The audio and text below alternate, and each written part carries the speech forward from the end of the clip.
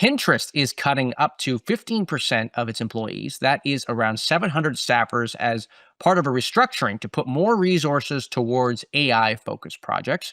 I spoke to Pinterest CEO Bill Reddy a little over a month ago about how Pinterest is approaching AI. Here is a bit of that conversation.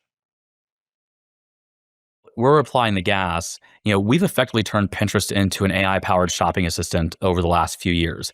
We've had 9 straight quarters of record high users. More than half the platform is Gen Z. Shopping is the primary reason they come to the platform. And if you ask Gen Z users why they come to Pinterest, they'll say things like, "Well, Pinterest just gets me." And that's us using our AI models tuned off our unique curation signal Hmm. to give really great personalized recommendations and agentic style experiences that help guide users through shopping journeys. So we're really doubling down on that. We've just launched our latest Pinterest assistant, going even further with that.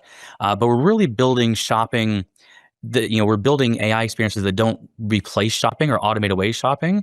Right. I sort of think that folks are doing that or trying to build shopping for people that hate shopping.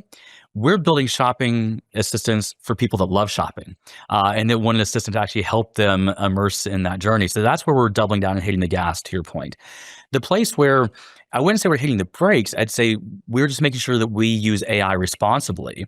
The first is tuning AI for positivity. This is one of the primary reasons I joined Pinterest from Google nearly 3.5 years ago, is that one, I wanted to prove there was a more positive alternative to the business model of social media, that so much of it had engagement via enragement at the core. Hmm. Uh, and a big part of that, how does social media become negative? AI got put in charge of what you see on social media more than a decade ago. It was just earlier forms of AI. And So the AI was this is like asking, avoiding slop, essentially. well, avoiding slop or avoiding other negative things like, you know, you know, when AI was asked to maximize your view time on social media more than a decade ago, the AI figured out you look longer at the things that trigger you, whatever your triggers are. And so we set out to tune AI for positivity. If AI could be used to keep you glued to a screen with engagement via enragement, why can't we ask the AI to make sure you leave the platform feeling better, and that it's a positive contributor to your emotional well-being?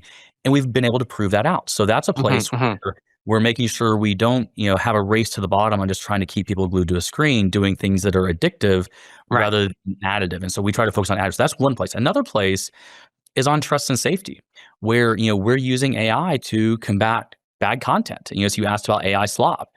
Well, there's been a huge increase in the ability to create content, and the vast majority of that are people that are having fun creating good content. So you've had a democratization of people's ability to express themselves. And that's a good thing.